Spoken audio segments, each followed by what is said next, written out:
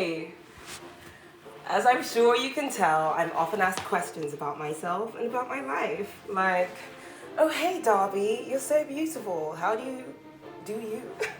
Or, oh hey Darby, you've got to give me that recipe.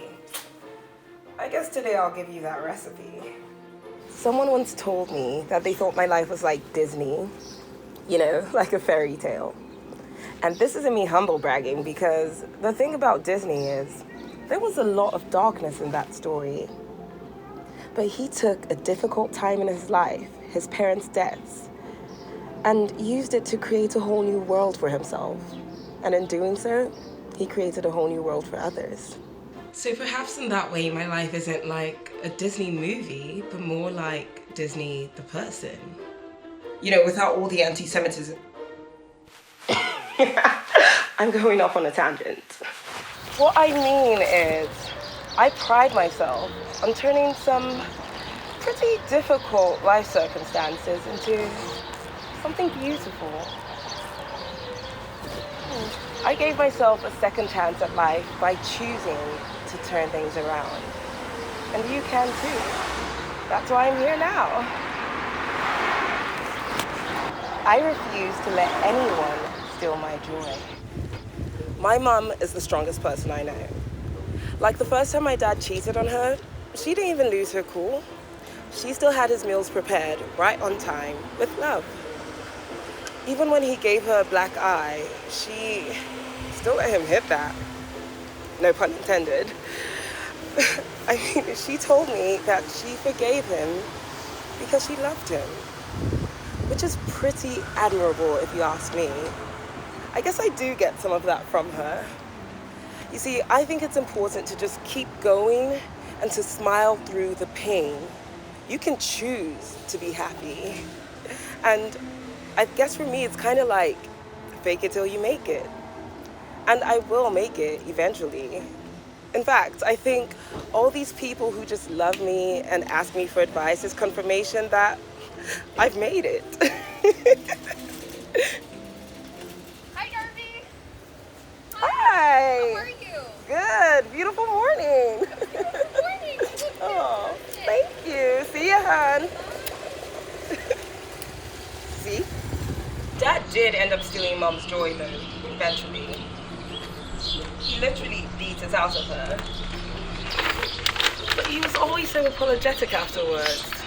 He'd cry and he'd tell her he only did that because he was a passionate person. I remember overhearing his friends asking him once why he even bothered if it made both him and my mum feel so bad. And all he said was, love will make you do crazy things.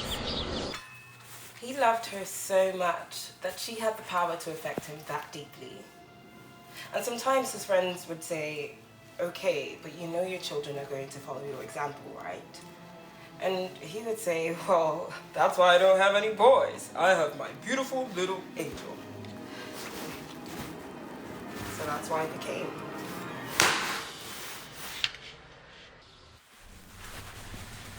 My family did eventually end up falling apart, though. For Mom, it was just one brain bleed too far. And for me, it was when we lost the house because of how irresponsible he'd been with everything. Luckily, I was old enough that I didn't have to go into the system. And so I legally emancipated myself and dedicated myself to building a beautiful life and never being like him. And as great as my mom was, as virtuous and as amazing as she was, I didn't want to be like her either. Suffering and crying all the time. What a hard life. So you can call me the soft life ambassador. Because I'm soft. I'm delicate. And I don't believe that that is anti-feminist. It's an empowered choice for me. Which is why the first time Fred got a little rough with me, well, I couldn't have that. No. There's no room for tears in my life. Anything can be worked through. miscommunications, misunderstandings, the time he made.